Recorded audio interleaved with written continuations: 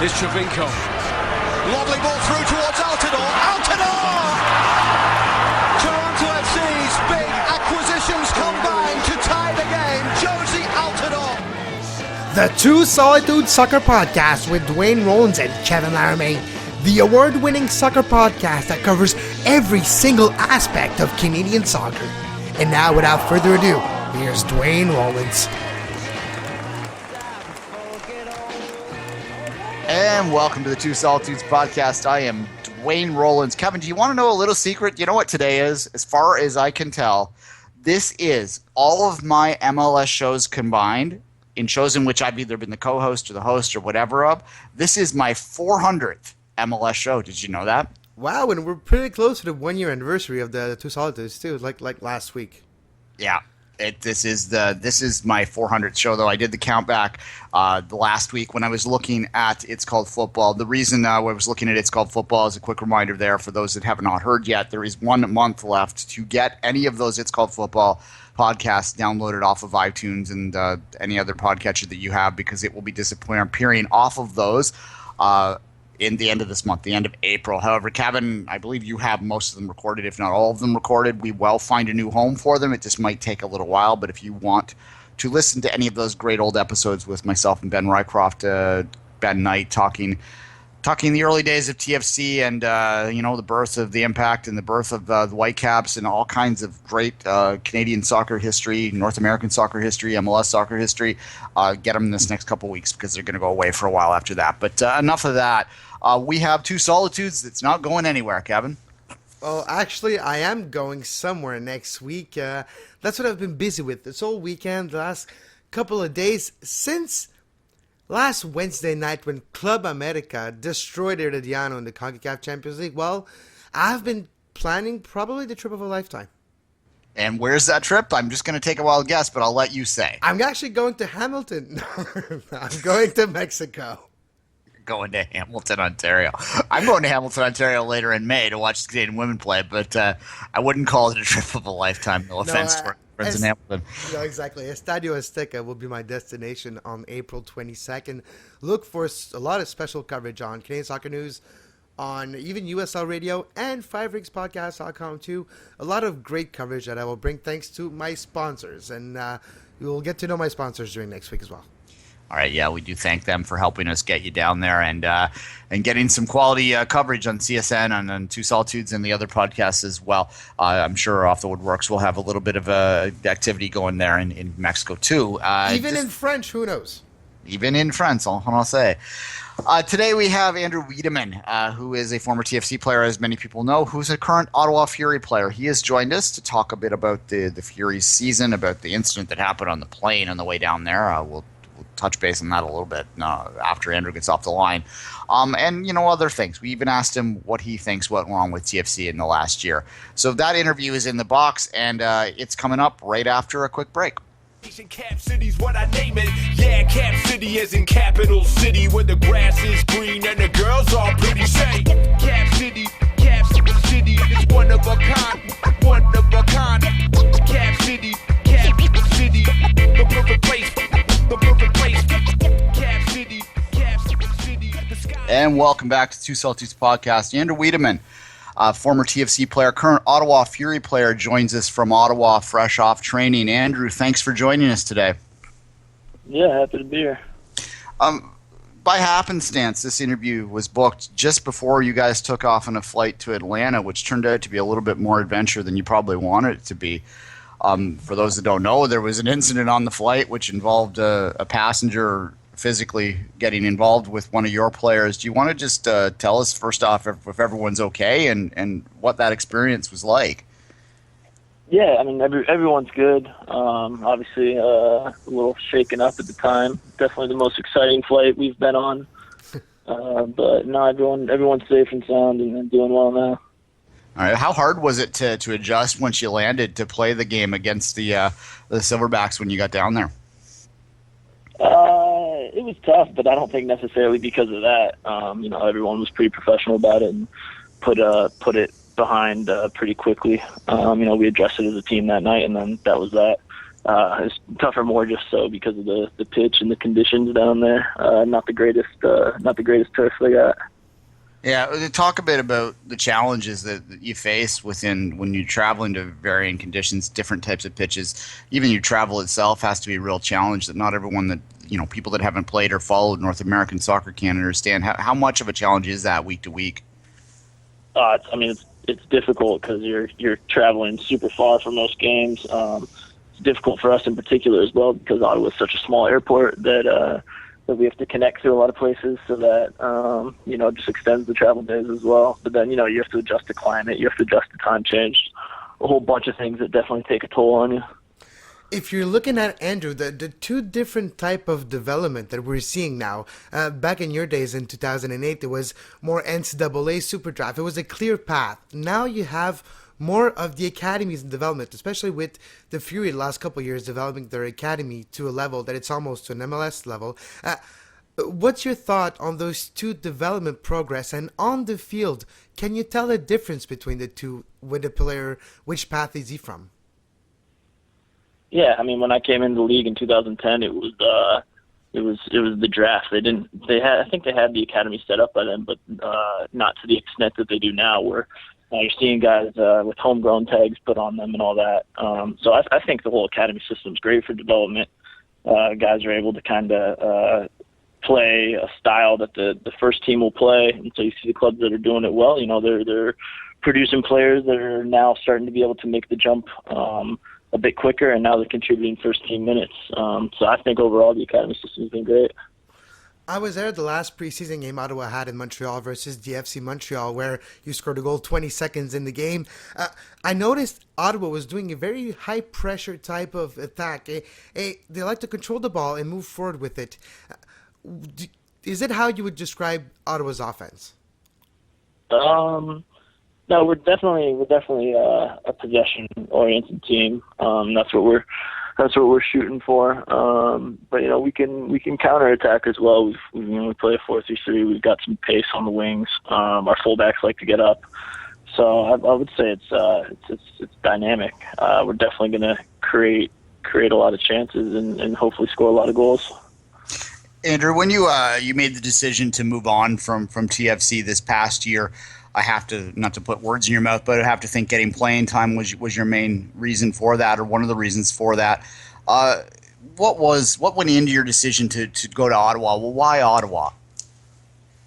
It was the money, man, just getting paid so much, so I had to make that jump, Yeah. No, it was all about playing time. You said it. I'm at a point where at 25, I gotta be playing consistent minutes, and I love Toronto. I loved my time there, but at the end of the day, did I want to go through, another year on an MLS team trying to, cut my teeth and get a run of games here and there, or did I want to try and go somewhere where I could hopefully be playing, more consistently and kind of showcase what I can do? So that's ultimately the decision I made. Yeah, just quickly, Andrew, with the level of the NASL right now, it's consistently growing.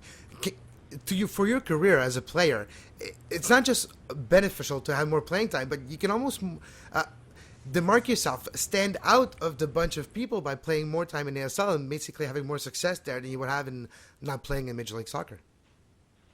Yeah, the level's good, man. The level's good. I don't think it gets enough credit. There's a bunch of guys in this league that could very easily be playing in MLS and vice versa, so there's definite quality, man. There's teams that try to play, that do things the right way. I've been overall very, very impressed with the league and the club and the way everything's run. One of the major off-season news in Ottawa was the signing of Julian De Guzman, a player that you were traded for, actually. What did that mean to the team, and what kind of excitement is there around his signing in Ottawa? There's a lot. There's a lot of things going on with that signing. First and foremost, he's just a quality player, and he's a player that brings something to the team. He's really going to help to free up our other midfielders in there, just because he's a guy he's got an engine on him. He can do the work, win tackles, he can start the attack. So it's going to be beneficial for everyone around him. Instantly, everyone else is a better player having him on the roster. But then, you also get the fact that he's Canadian as well. I'm sure that'll help hopefully market the team a little bit and maybe put some butts in the seats. Andrew, just in terms of your overall perspective, it's early days in the NASL season and the Fury season, but what do you like about the club, and how far do you think it can go? I mean, the club tries to do things the right way. I mean, so we have great facilities here. They take care of a bunch of stuff for us, so we can just focus on what we have to do on the pitch. Mark Dos Santos is a great coach. He wants to play the right way. So the sessions we do, the style we play, it's all great. So I mean, obviously I'm only 2 games in. I haven't really seen much of the competition. Even in preseason, I don't think we played an NASL team. So going into that first game, I was going in blind as far as the competition. But I think we'll have a good chance, man. We're gonna have to take care of things. Try and scrap out points on the road and take care of wins at home. But if we can do that, hopefully put ourselves in a good position to be in the top 4 at the end of the season. And from your own personal perspective, is it your hope at this point that you can have a good season in Ottawa and maybe move back up to MLS, or are you happy just letting things happen the way they happen? Yeah, I mean, obviously, I want to have a good year. I'm not really too concerned with what's going on next year, though, man. Like, I'll address that when it comes, cross that bridge when we get there. But as of right now, man, I'm just trying to score goals and get wins. If the team does well, then individuals do well, right? And increases everybody's stock. So I just want to have a good year on an individual and team level, and then go from there. See what happens next. I think we'd be remiss if we didn't address the time in Toronto just a little bit off the bottom here.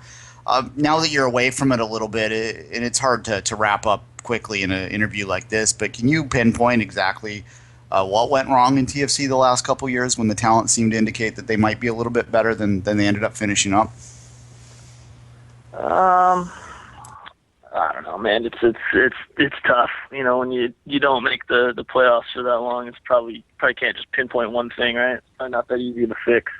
But for me, I've said it before. I think it's tough because in that league, there's a given recipe for the success, man. You keep a core of players together, and you kind of endure the tough times, and then after a few years, you're able to compete. LA is able to do that. Houston's proven that works. I think that it's tough in Toronto, though, because it's been so long without making the playoffs that you can't really go to the fans and say, hey, give us another couple years. It might get a little rockier before it gets better, but then in the end, it'll be worth it. So now it's almost like you have to go and hit a home run every offseason and make these big signings, and it's tough because it doesn't always pan out, and the league's tough. So I mean, for me, that's one of the main things that sticks out to me. Is it fair to say that your time in Toronto for yourself is that goal in the rain against Columbus? It was either that one or one of the other 4. No, that one in Columbus was great just because of where it came in the season. I was out of the roster completely for a while leading up to that, so it was definitely a big relief. Pretty good moment. You're listening to the Two Solitudes Soccer Podcast with Duane Rollins and Kevin Laramie. You can reach the guys on Twitter at 24th Minute and at Kev Laramie, or by email, twosolitudespodcast@gmail.com.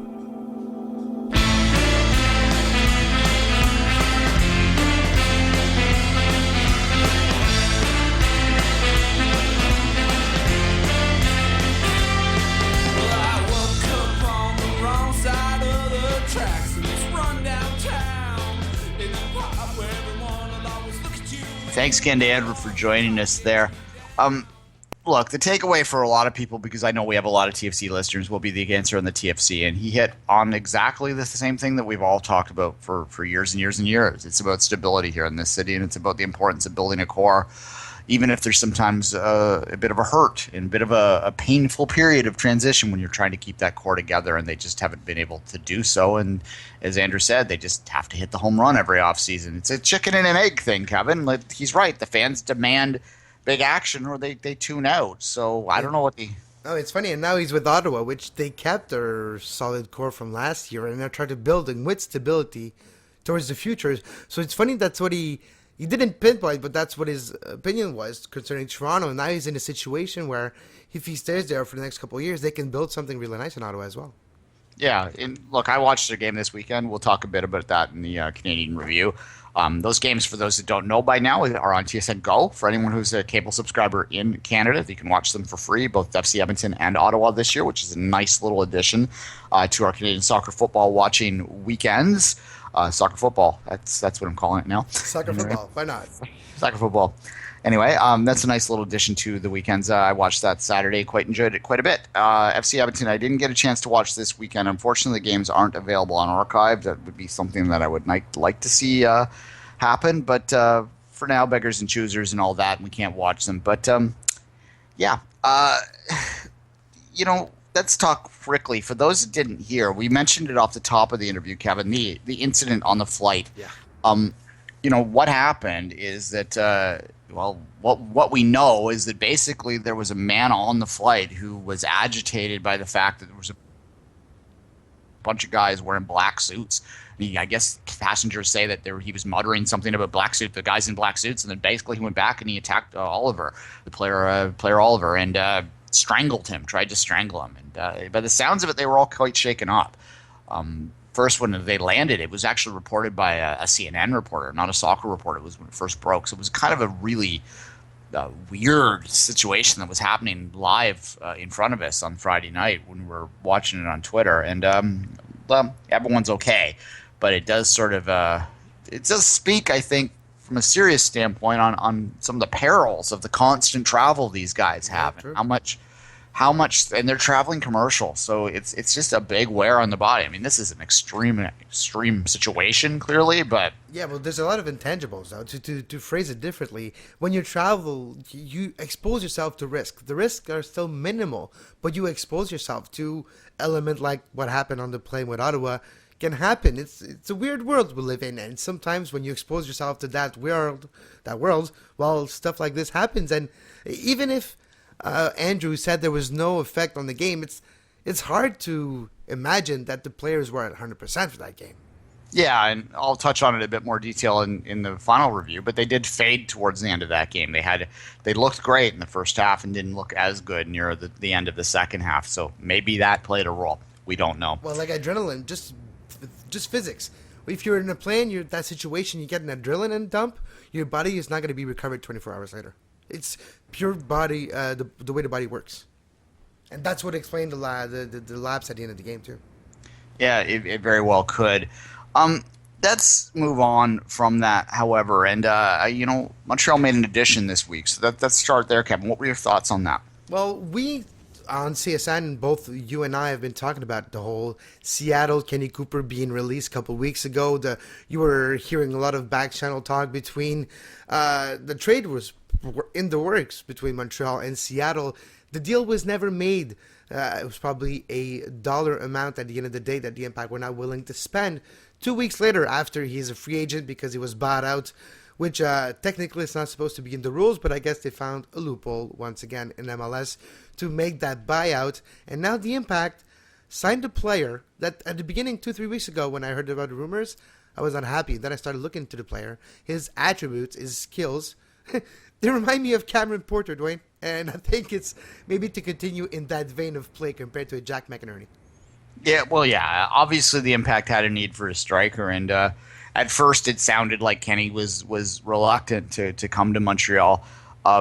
It turns out that there was probably a combination of things happening. Both maybe he wanted to see if there was another team out there that would pick him up, give him a little bit of time. But also, I think the other more important aspect of this was the financial one from Montreal's salary cap perspective. Or maybe the impetus of playing in the Concacaf Champions League final finally made his decisions easier. It might have. There's no doubt about that. That's an interesting thing that he's going to jump into there. Quite the debut, really, right? But if his first game could be on the biggest stage in the continent. Exactly. It's a player that many people are familiar with. He's an MLS veteran.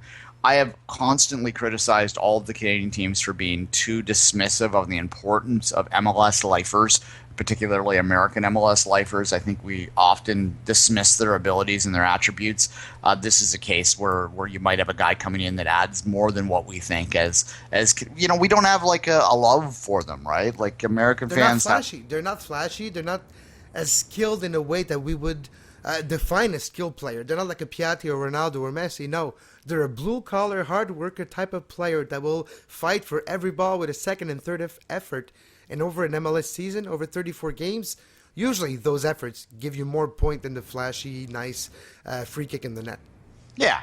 And, you know, Kenny Cooper's a guy that American fans would have seen come up and probably would have some hopes for that were greater than what he turned out to be, but they have an affinity for him that we don't. It's you know, the way to think about it is how we have an affinity for certain Canadian players that maybe don't necessarily match their contributions on the field all the time. So I'm not going to complain for this from an impact perspective. I think it is a decent pickup, you know, to get them for basically just, well, free. They didn't give up anything. Exactly. Yeah, it's you can't complain about it. If it doesn't work out, it's just sour cap hip that they can get rid of probably pretty quickly.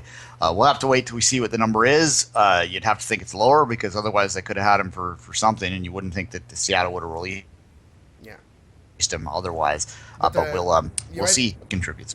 Tactically, Duane, I think that what he's going to bring, he's going to be able to hold the ball a little higher, to get Piatti in the midfield block to advance forward and be confident in those movements to create space. And that's where Montreal were dangerous, either in the Concacaf League or in the small part of their MLS campaign in 2015. I've looked dangerous is when Porter was on the ball and was holding the ball and Piatti had time to express himself. Yeah, and it's something that Cooper, that absolutely is what he can bring to a team, that hold up ability. Exactly. So hopefully it'll work good for Montreal. Well, they have no really choice otherwise because Jack Mack doesn't seem to pan out right now. Yeah. All right. We're going to talk about the CCL a lot more in the Canadian review section. We'll set it up a bit there. We've talked a lot about it already, but we'll continue to add our thoughts to it in the final segment. But let's move on from here now and talk a bit about the Canadian women. The Canadian women lost to France 1-0 last week since we last recorded. I watched that game on the totally on my legal streams. No, there were no legal streams. I found one of those backdoor streams, and I'm still cleaning my mess out of my computer because I hate watching illegal streams because they screw up my laptop for a week. However, I sacrificed for you all so I can talk about it now. And France won 1-0, as you say, and we've been saying this for a long time. But if they can find that secondary scoring, France is going to be hard to beat this summer in this country. Oh, yeah, absolutely. It is. To me, watching the game, they do strike me as a team that just needs that one piece up front. I mean, if you could take one of those world great scorers and put them on France, I think they would be the runaway World Cup favorite for this next summer, for this summer coming. For this summer, it's almost summer now. Let's just call it summer now, Kevin, at any rate. Yeah, sure. Yeah, I got my windows open today. It's all good. But no, they looked wonderful. France was by far the superior team, and I wrote about this on CSN after the fact. How I thought that I had, like, it was a half full and half empty moment for me watching that game from a Canadian perspective. I have believed that maybe the Canadian team has had an overvalued perspective on their skill for the last couple years, and I think I saw evidence in this game against France that they've come to grips with where they stand in the world pecking order. That is to say that they've understand that to beat the so-called tier 1 teams, their only chance is to play tight and play organized and hope for something on a break. To play like Greece did in 2004 and hope you can sustain that over a 2-week, 3-week period to do something really special. I don't think there's much chance Canada is going to do something really special this summer, and I didn't see anything in the game against France that made me think otherwise. But that is, to me, what they're going to do now. As I said, in the 3 years since the Olympics, the 2.5, I guess is what it is, France has grown even greater. The skill differences got even bigger than what it was then, and it was significant then for those that remember the bronze medal game. Canada is in many ways standing still on the skill level, but that's, at least they're not going back. And this is kind of a funny World Cup, Kevin. I think that this is the last World Cup in which the purely physical teams are going to have any chance. You know, we've gone through a situation where if you go back to the early days of the Women's World Cup, it was the physicality, the athletic teams that dominated, and the teams that tried to play technically, they just didn't have that same skill that they should have to compete with the athleticism that were there. But the pendulum has slowly swung to the point that I think we're kind of even now, and that's what makes this summer fascinating. Is you have these athletic teams like the U.S., like Canada, like the Norway, that are still out there that kind of play direct and kind of play up to the strength of like these big, powerful women that are just out muscle, like an Abby Wambach, like a Christine Sinclair up front. And then you have these teams like France that are built on full team concept, technical ability, just incredibly skilled, incredibly beautiful to watch as footballers. So it's an interesting dichotomy in how that's working out, and I think it's going to make for a fascinating watching this summer. I think that the pendulum is beginning to go a little bit more towards the technical side. I think it's going to be a technical final this year. I think we're going to see an all-European final this year. And I think that's going to start a golden age of the game where we're going to see the European teams kind of dominate. Like the traditional European powers that dominate on the men's side are going to dominate on the women's side moving forward. And I believe that's going to start in this World Cup. But there is still a chance that you could have a U.S. or a Canada or a Norway or some team like that jump up and to have one last grasp at the physicality winning out. You think it's directly related for the last 3-4 years where the European Women's Champions League and the Women's League in Europe are becoming more popular and more steady with more games being played every year? Do you think that's a direct factor why a team like France got so much better in 2 years than maybe any other team in the world? Yeah, absolutely it is. I mean, I don't think there's any question.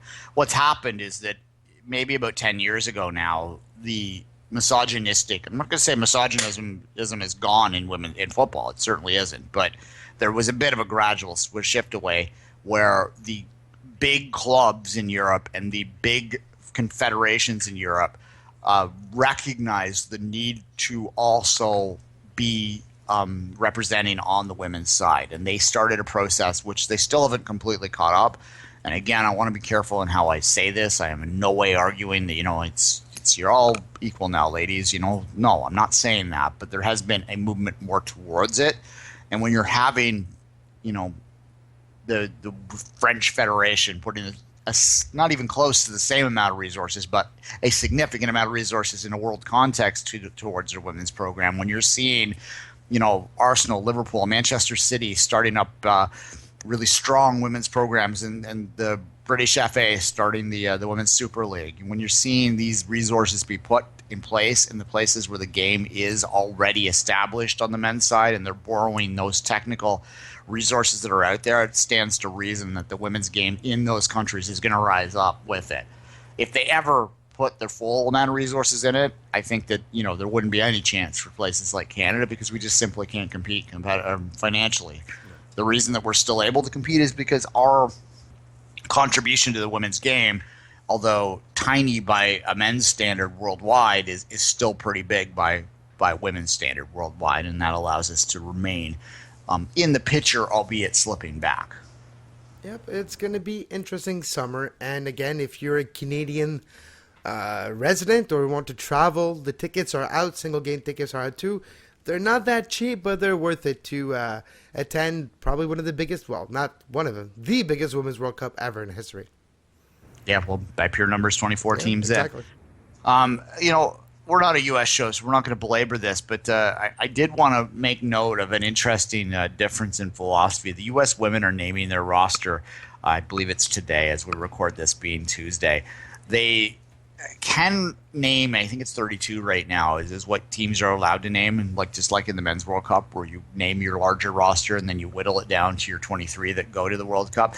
The U.S. isn't even bothering with the that step. They're just going straight to 23 today, which tells you all you need to know about that program and how reliant they are on a very small core of women that are very insular and very much not challenged from outside. And if you read a lot of it's not a lot, and you have to look for it, but there is a growing significant opposition to how the U.S. women are being run, and it's going to be fascinating to watch how the U.S. women play in Canada this summer. A lot of people feel that the best 23 athletes aren't going to be going, that they are ignoring massive amount of highly skilled women and driving them out of the game ultimately by not giving them national team chances, because the same core group, Team Abby, I call them derivatively, or they're getting all the attention. So it's an interesting little thing to look at. And do you think it's a point of no return for the U.S. women's program? Because between you and me, if you go with a roster like this to a tournament and you succeed, fine, you achieve what is expected. But if you go to that type of tournament, that's almost more hyped in the States than it is in Canada right now, with a lot of publicity and marketing towards the American fans. If you hype it up that much but you don't bring the best athlete to your team and you fail in that competition, is it a point of no return where you basically need to do a clean sweep and restart that program? What the U.S. needs to do is they need to have a completely open system where players are being named to their national team by merit, not by historical ties to the national team program. I'm not sure that happens right now. I think you have to have a brave and strong national federation that is able to stand up to the politics and cliques that go along with that team right now, and just sort of start it fresh again. I think the worst, there's two possible scenarios that can happen for the U.S. this summer. They can have, they could win the World Cup. They still do have, the potential to do so. They still are probably the most athletic team in the world. They still can, they beat France recently. They also lost to them too, but they certainly do have the potential. I don't think that's likely. I would put it at like maybe 1 out of every 10 times you play this, the U.S. wins it. I think that the worst case scenario for the U.S. would be for them to like have a mediocre, not inspiring World Cup where they finish and they lose in the semifinals and really aren't close to the top teams, because that's going to make people in the U.S. go, oh no, we're still close, when they're not. They are slipping behind. The thing I'll say to my American listeners is this: in my opinion, if the U.S. ever fully tapped into the resources that are available on the women's side of the game, they would win every World Cup. Outright. They are by far the most talented across the board nation when it comes to women's football. They just don't tap into it. Instead of having a national team, they have like the equivalent of the Harlem Globetrotters going around. This like touring group of players that are the same team that's aging not that gracefully in some cases and still holding on for one last grasp at the brass ring that may not come. It's been a long time since U.S. won the World Cup, and I think that's actually every bit as much a failure as I don't know, I was going to say as Canada not qualifying on the men's side and falling as far back as they can. Maybe that's a bit of extreme to say it that way, but it is a massive failure in my mind. They haven't won a World Cup since '99. Yeah, with the resources, they do have you, right? Yeah, it's true. All right, let's take a quick break. We'll come back. We'll do the Canadian Review. The Canadian Review on the Two Solitudes Soccer Podcast.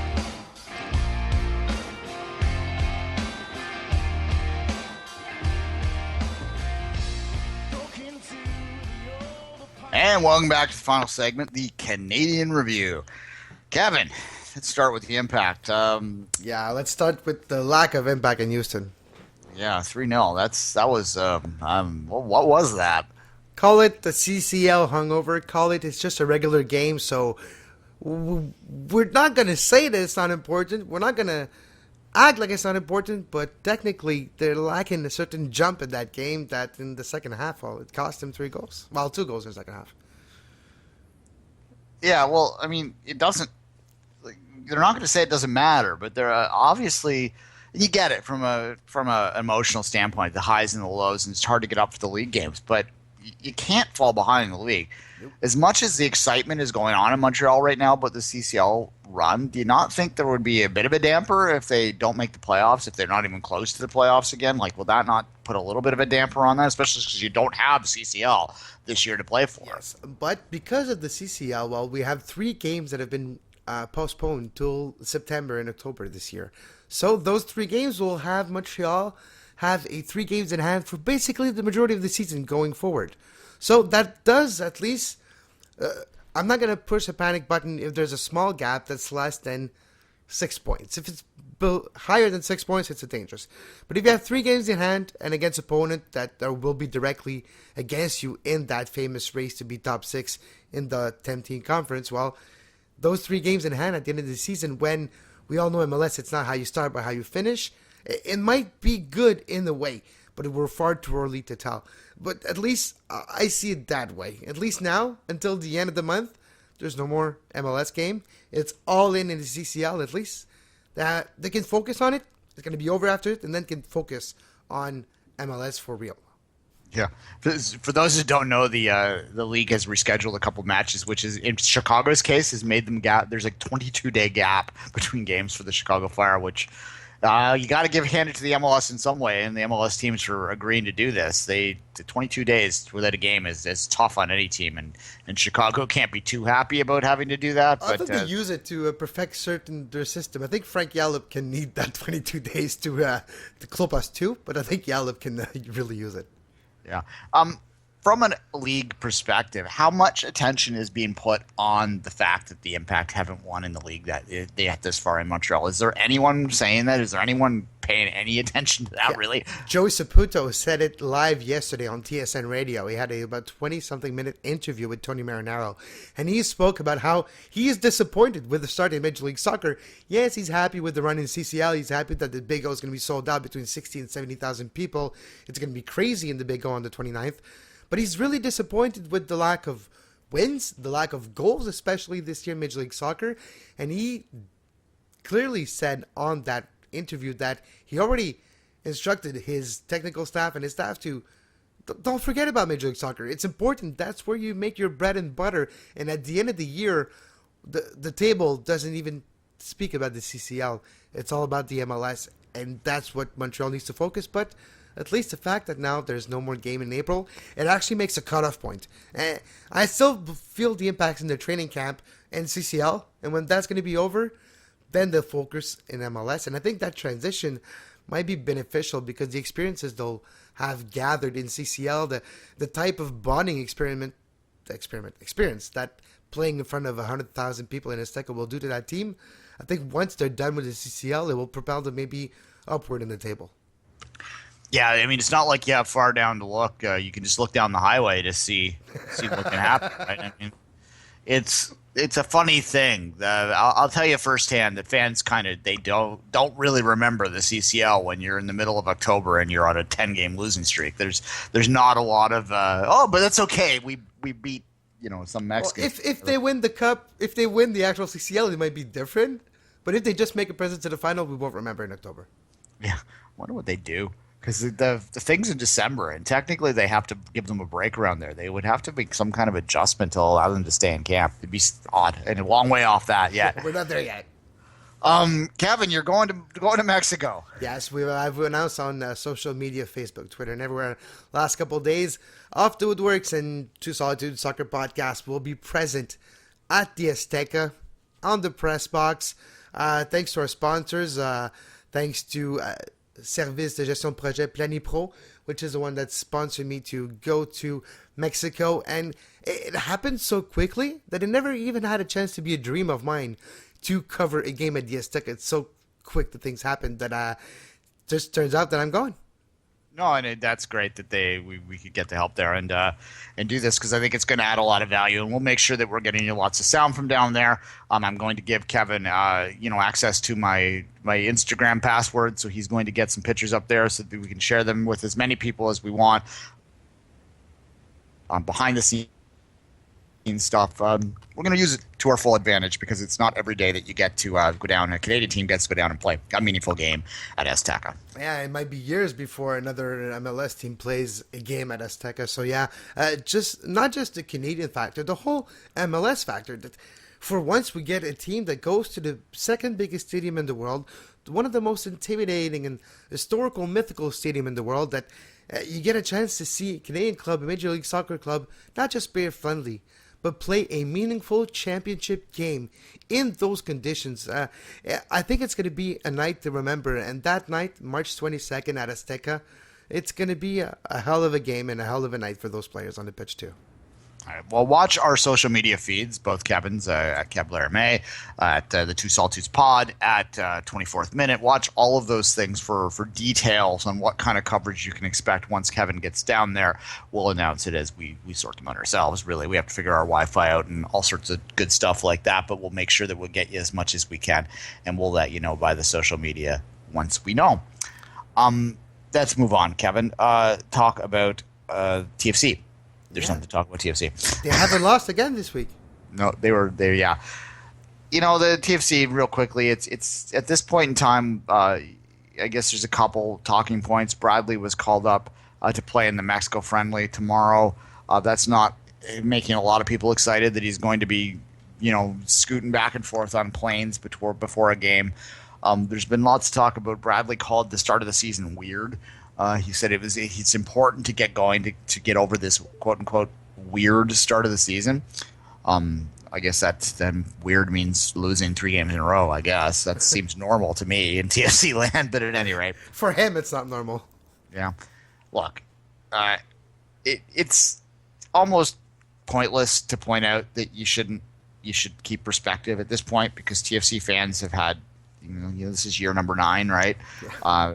Perspective has long gone out the window, and you can understand why. But you have to look at it in isolation, and we'll see. They've got to get another win on this road trip. I think 6 points, although it wouldn't be ideal, would be something that would be survivable. 3 points is going to be tougher to dig yourself out of, especially I think 3 points out of the road trip is just going to put so much pressure on that home opener that they've never traditionally been very good with. So if they come out of the road trip with just the 3 points, or 4 maybe, fans are going to be looking at that. If you don't win the home opener, we're screwed. That's going to be the consensus that happens. And then, each game on will add, the more wins you get, the less pressure that'll come on. But there certainly will be a feeling that you need those 3 points off the hop. And I'm not sure you need that much pressure attached to a team that has already as much pressure as it does. So it's going to be an interesting week. Dallas was rolled 4-0 this past week.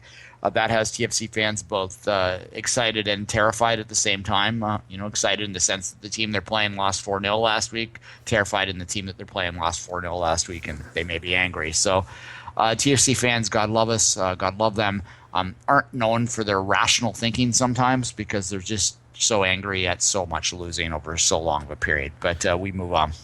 To talk about not probably, but the best team in Canada, Duane.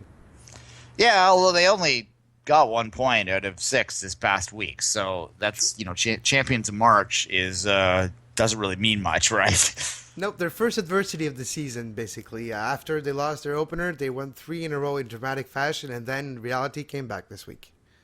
Yeah, and Columbus game, I thought that they were kind of unlucky to not get the full result in the Columbus game. Columbus was sitting back, absorbing pressure all in the second half. I thought for sure Vancouver was going to find a winner late again, but you can only go to the well so many times. I think that if there was a problem in that game, it was not being able to handle that counter.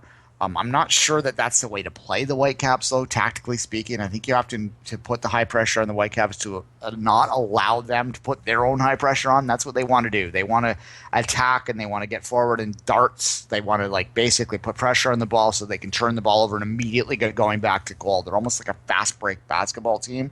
The way to defeat them is to take that away from them. To get the ball back in the middle of the field and control the midfield, and Columbus was just giving all that up. I think that the Crew were incredibly lucky to get a point out of that game. But this is MLS, and they got their point. Now, I don't think San Jose was incredibly lucky to get the win. I thought San Jose got their just rewards in that game. The Caps were flat. Yeah, no. And I've talked to some Whitecaps fans after the fact, and I don't think I'm going to offend anyone when I say that was the worst they played probably all year for sure. And they just didn't deserve anything out of that game, and they didn't get anything out of that game. No, exactly. And it was in San Jose, if I'm not mistaken, and it was the second game in the Via Stadium. And that stadium's pretty neat, too. And I wouldn't say it's intimidating yet, but it's a new venue that's a lot bigger than what Buckshot used to be. And for San Jose, it's like a new beginning, and they're not going to be easy to beat at home. Yeah, the one talking point from the game that was the Morales red card at the end. John also from San Jose got a red card as well. There was a bit of an incident. The 88th minute, Morales took a kick at the ball while it was under John. Then John sort of lashed back at him, and then Morales ran around and sort of looked like he looked like he might have tried to punch him, but then he got pulled off the player. There was a lot of commotion. The referee went and talked to assistant. Eventually, he showed a red to both. I've seen Whitecaps fans that suggest to me that they might want to appeal that red card. I think that would be a waste of their time because that red card is not getting repealed. Well, you can argue because there is some part in the rule where it says if a player is holding the ball and trying to stop the momentum of the game to continue, to stop the game itself, to stop the run of play where it's on a free kick or throw in, and he's covering the ball. The other player is allowed to trying to get that ball. They're allowed to get that ball free so he can continue to play. So that's like the small gray area in the rule there, though. Yeah, the whistle had blown, though. True. And there's also, MLS gives suspensions. There's not suspensions, but gives fines for what they call mass confrontation all the time. And there was certainly a lot of that going on. There was a lot of posturing going on. There was enough contact throughout it that they might just sit down and serve your one game and get on with it, because that's really where it comes down to. I thought it was a red card. I think the fact that the referee gave red to both players indicated to him that he was trying to make sure not take the game away from anyone at that point. It was very late anyway, but I thought it was good referee, and I know a lot of people are going to disagree with that because the partisanship, because you don't like the fact that the game has become wimpy or something. Mm-hmm. But to me, the way the game's called today, if you lash at a ball like that and then compound it by like getting in the guy's face and trying to get at him again and causing a commotion for 5 minutes, then you're getting what you're asking for, really. In the bottom line, though, it didn't matter. It nothing to do with the results of the game. Vancouver played like crap, and they lost, and that's the bottom line. And that's not me insulting them. That's what Vancouver fans are saying. Yeah, but what they can tell themselves is they're still top of the table in the West. Yeah, points on the board matter. Dallas has used that effectively the last couple of years with great starts and then top middles, and then been able to get it back on at the end. So if that's what Vancouver's trying to do this year, or I don't think anyone's trying to do that, but if that's what Vancouver does this year, then there's worse ways to play a season. And just to finish on Vancouver, they need to put points in the bank too, because they will have the CCL later on this year, and the team that is not used to playing on two front will do this for the first time this year. So it'll be interesting how how many points they're going to lose in the league in that time period, and if they had enough points in the bank to balance that amount of points lost because of roster thinning of the playing on two fronts. Yeah, and it's not as bad as TFC's road trip, but it's almost as bad, the road trip that Vancouver goes on during the Women's World Cup. So there's a lot of factors in the Whitecaps season that makes it vital important that they get a good start. The two NASL games were both 1-1 draws. The Edmonton game, got to be a bit of a disappointment that they've only got the 1 point out of their start of their season. I know there was a lot expected out in Edmonton. They've been two road games, however. As our friend Steven Sandor has told us many times, NASL is a game where if you take care of your home games and can find points here and there on the road, then you're going to excel. So that's sort of what I would say with that. The Fury, same difference. They managed to get their first point of the year. A game I watched, a game Andrew Wiedeman participated on. He came on as a sub in the 70th minute, which I don't know if that was necessarily what he was looking to do when he moved to Vancouver or moved to Ottawa, but certainly he did get some playing time. The Fury looked really good in the first half. Great keeping. I love that the Fury's keeper, I think, is the best keeper in Ontario. Cough. It's not Bono? No, it's not Bono. It's certainly not Bono. It's Q, at any rate. No, it was a decent game, and it was an exciting game. And Andrew was right in what he said, that the turf was kind of weird. It's an odd little stadium the Atlanta plays in. It looks kind of like a community stadium, not really a professional stadium. It was funny, the crowd listening to it on TSN Go, there was this one guy that he might as well had a mic on, that was an Atlanta fan, that kept screaming about step away. Anyway, it was funny, but I enjoyed the game. It's always a big different feel too when you watch those an ASL game or different venues that are not necessarily mic'd for proper television broadcasts. You always get those type of situations that are pretty funny. Yeah, it's almost like watching community television. Julian, I remember watching Julian for long stretches of that game too. Look, you could tell his quality. He made one little two-touch spin kind of move for a pass that was like mine, open the mouth kind of behavior. But at the same time, this is not a player in De Guzman. And I think Ottawa fans that don't know this, and I don't think there's a lot of Ottawa fans that wouldn't know this. He's not going to be the guy that's going to score like a hat trick out there. He might score 3 goals all time in his entire Fury career if you're lucky. So you got to be toning down the expectations of what Julian De Guzman brings. He's a guy that can open up space, that can win the ball, and can play an effective role. But he's not a guy that's going to score a lot of goals, because that's the biggest problem he got into here in Toronto. Is some fans didn't necessarily understand what his role was, and they didn't surround him with the right amount of players so that he could effectively play the role that he was signed for. So more of a creator than a finisher, you would say. Yeah, more of a glue player than anything else. He's a 6. Julian De Guzman is a 6 that was very effective in a highly technical league in Spain at the peak of his career. So, at any rate, but he still has a lot of quality, and it showed at times during that Fury game, and it was an enjoyable game. And I'll reiterate it now. TSN Go, if you're a cable subscriber, I think there's some other ways on YouTube. If you really search it out, guys, I'm not going to tell you how, but if you really search it out, you can find a way to watch those games, even if you don't have a cable subscription. But certainly if you do, log into TSN Go. You're paying for it. You might as well watch it. Absolutely. And until next time on the Two Solitudes Soccer Podcast, Duane has a press conference to attend today. And until next week, live from Mexico, well, have a great football. Mexico, Mexico.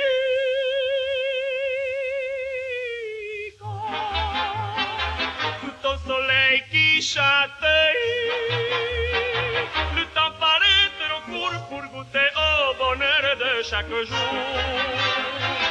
Mexico, Mexico.